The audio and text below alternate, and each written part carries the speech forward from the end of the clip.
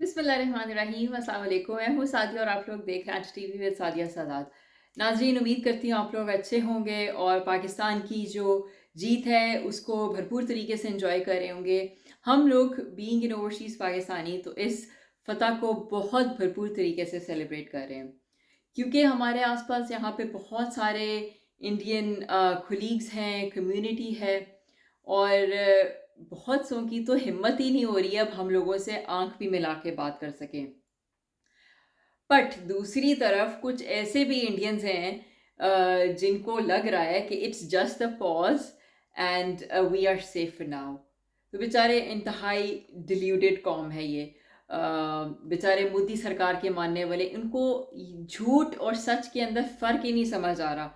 उनको ये समझ ही नहीं आ रहा कि किस तरीके से मोदी सरकार ने एक झूठा एजेंडा, एक झूठा प्रोपेगेंडा किया है।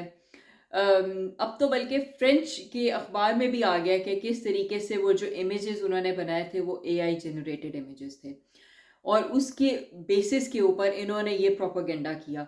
मोदी ने ये मुस्लिम और हिंदू और इंडिया वर्सेस पाकिस्तान करके अपने ही मुल्क का $82 बिलियन अपनी इकोनॉमी से वाइप ऑफ करा दिए।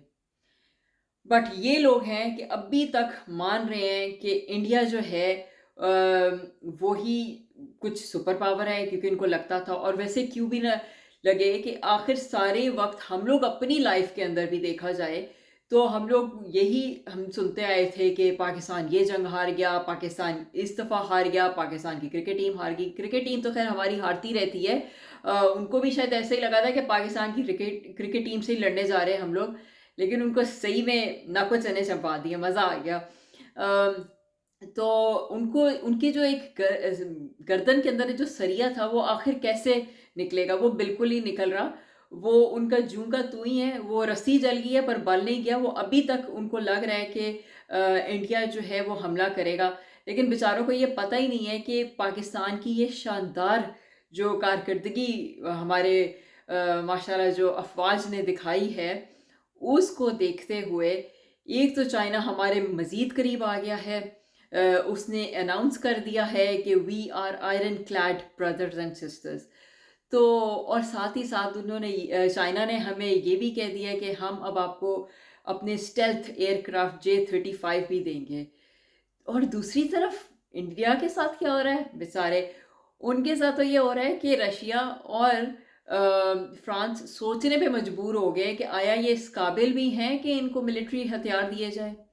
क्योंकि आज ये अब फ्रेंच के अखबार लेमोन के अंदर भी ये बहुत बड़ी खबर आई है कि बल्कि आर्टिकल छपा है कि उनको बिल्कुल शक है कि जो इंडियन मिलिट्री है वो केपेबल ही नहीं है, ना ही वो ट्रेंड है, उनकी प्रॉपर ट्रेनिंग ही नहीं है।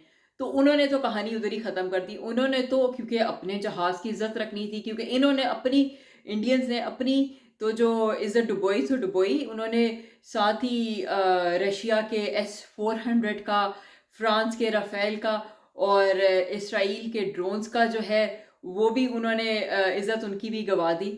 तो ये एक उन्होंने बड़ा ज़बरदस्त जो है वो बेइज़्ज़ती कराई है, ना सिर्फ़ अपनी बल्कि अपने साथ उन बड़े-बड़े लोगों की मुल्कों की जिनको माना जाता था कि इनको कोई भी नहीं हरा सकता, तो पाकिस्तान ने हरा दिया। दूसरी तरफ अगर हम देखें तो इधर हमारे जो टर्किश के लोग हैं वो इतना खुश हैं हम लोगों से, वो इतना अच्छा बर्ताव कर रहे हैं और वो बेचारे बता रहे हैं कि इंडियंस ने अब उनकी तरफ आना ही छोड़ दिया है, क्योंकि उनको लगता है कि टर्की हमारे साथ है। तो ये होता है फ़र्क हक और सच का। और बट ये इंडियंस जो कोई कई लोग हैं जो कि जिनको समझ ही नहीं आ रहा है कि क्या सच है क्या गलत है, अब इनकी तो सोच पे हम लोग क्या ही कहें। लेकिन जो अच्छी चीज़ ये है कि अब जो चाइना और पाकिस्तान की जो मज़ीद बेहतरीन दोस्ती हो गई है, जिसके ऊपर इंडिया के खुद अब तज्जिया निगार जो एनालिस्ट हैं वो कह रहे हैं कि आखिर इंडिया को पड़ी क्या थी ये जंग करने की। एक तो वो दोस्त उनके ज़्यादा बन गए हैं और दूसरा ये कि हमें भी बहुत बुरा नुकसान हुआ है। और कुछ जो उनके अपने एनालिस्ट हैं वो पाकिस्तान के जो फ़ौजी लोग हैं उनकी तारीफ़ करते-करते नहीं थकते हैं। तो वो क्या है ना कि मोदी माने ना माने, दुनिया मान रही है कि पाकिस्तान ने अपनी जो फ़तह के झंडे गाड़ दिए हैं हर जगह पे। अच्छा, ये तो बात होगी है कि हमारी मिलिट्री जो हमें एप्रिसिएशन मिल रही है। फिर दूसरी तरफ अगर हम देखें तो ना सिर्फ ये बल्कि हमें डिप्लोमेटिकली बहुत ही ज़बरदस्त जो है वो एप्रिशिएट किया जा रहा है। दुनिया में जो है वो पाकिस्तान ने अपना जो एक खोई हुई इज़्ज़त और वक़ार थी वो वापस मिला है, और ये हमारी लाइफ का पहला बेहतरीन इंसिडेंट है जो हम लोगों ने देखा है, जिसके अंदर हम सर फ़ख्र से बुलंद कर सकते हैं। और मैं बता नहीं सकती आप लोगों को कि मैं हम लोग कितना इधर खुश हैं कि पाकिस्तान की जीत के ऊपर हम लोग इतने फ़ख्र से बताते हैं कि हम पाकिस्तानी हैं। तो और जिस तरीके से अब उन्होंने डिप्लोमेटिकली हैंडल किया है, नैरेटिव जो लेके चले हैं, क्योंकि अब तमाम अखबार वो ये बताना शुरू हो गए हैं कि किस तरीके से पाकिस्तान ने ये जंग जीती है, पाकिस्तान ने जिस तरीके से दुश्मन का मुकाबला किया है, जिस हालात में उन्होंने मुकाबला किया है, इसके ऊपर डॉक्यूमेंट्री फिल्म्स बननी शुरू हो गई हैं। तो अब ये वो बॉलीवुड की फिल्म्स नहीं होंगी, अब ये प्रॉपर फिल्म्स होंगी जिसके अंदर दिखाया जाएगा कि किस तरीके से बेचारा एक मुल्क जो अपने काम से काम रख रहा था, किस तरीके से दुश्मन मुल्क उसके अंदर घुसा चलाया और फिर क्या हुआ वो हम सब ने देखा। तो हम लोगों ने ना सिर्फ मिलिट्री ग्राउंड्स के ऊपर बल्कि डिप्लोमेटिकली, क्योंकि मैं देख रही थी जिस तरीके से ख्वाजा आसिफ इतने बोल्ड स्टेटमेंट्स दे रहे थे, और वो बता रहे थे बीबीसी के रिपोर्टर को कि पहले तो यही जो मिलिटेंट्स थे वो हम दोनों के मुश्तरका थे और हमारे लिए वो एलाइज थे। अब वो सिर्फ हमारी प्रॉब्लम बन गई, आपकी कोई प्रॉब्लम नहीं है। तो आप अपने हाथ ना झाड़ के चले जाएँ, वो लोग अब क्या मिलिटेंट्स अब ड्राई क्लीन हो गए? तो ये बहुत ही बड़ी बोल्ड स्टेटमेंट्स हैं जो ख्वाजा आसिफ ने दिए हैं। और ना सिर्फ इन्होंने बल्कि इस्हाक डार ने भी जिस तरीके से पाकिस्तान का इमेज रखा है, और सीएनबीसी को उन्होंने इंटरव्यूज़ दिए और सारा, तो बहुत ही बेहतरीन हम लोगों ने पॉलिटिकली भी अपने आप बहुत अच्छा इम्प्रूव किया है इमेज जो है। और फिर दूसरी अगर आज हम लोग देखें कि जनरल आसिफ मुनीर की जो विज़िट हुआ है सियालकोट में, वो गए हैं और शहबाज शरीफ भी उनके हमरा थे। तो एक हम लोगों को एक ये भी नज़र आया है कि मिलिट्री और पॉलिटिकल जो पार्टी है जो कि हमेशा पाकिस्तान का एक बहुत बड़ा तनाज़ा बना रहता है, वो आज हम देखते हैं कि वो एक पेज के ऊपर है। तो इस वजह से ये पाकिस्तान की बहुत ही अच्छी जो इमेज है वो लोगों के सामने आया है।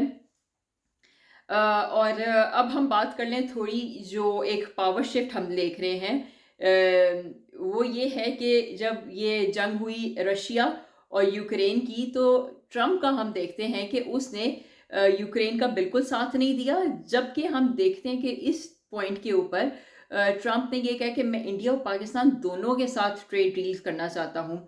तो उसने पाकिस्तान को भी अपने साथ बिल्कुल शामिल रखा है। और जो बड़ी चेंज आज जो हमने देखी है कि जो ट्रम्प ने विज़िट किया है मिडल ईस्ट के अंदर, सऊदी अरब गया है, फिर जो सबसे बड़ी जो आज की जो हेडलाइन आई थिंक होनी चाहिए वो ये है कि सीरिया के ऊपर से सारी सैंक्शन हटा दी गई हैं, और जो सीरिया का जो प्रेसिडेंट है अहमद अल शरार, उसको वो मिले हैं। ये वो शख्स है जिसके ऊपर $10 मिलियन का इनाम रखा हुआ था, लेकिन आज वो सब कुछ ख़त्म हो गया है और ट्रम्प उसके साथ बैठे, और ये 25 साल के बाद हुआ है कि कोई यूएस का प्रेसिडेंट जो है वो सीरिया के अंदर लैंड हुआ है। फिर उसके बाद कतर भी गए हैं और बहुत बड़ी लेवल की डील्स हुई हैं सऊदीया और कतर के साथ। सीरिया अलबत्ता जब गए हैं तो साथ ही उन्होंने कहा है कि अब्राहम अकॉर्ड को ज्वाइन करो तुम। अब्राहम अकॉर्ड वो है जिसके अंदर इसराइल को स्टेट माना तस्लीम किया जाता है, जबकि कतर ने जो प्रेसिडेंट ट्रम्प के सामने ये रखा है कि सीज़ फायर होनी चाहिए है और पैलेस्टाइन को मानना चाहिए। तो लेट्स सी कि अभी आगे ये किस तरीके से हालात चलते हैं। मेरी अगली वीडियो तक के लिए अल्लाह हाफ़िज़। पाक फ़ौज ज़िंदाबाद, पाकिस्तान पाइंदाबाद।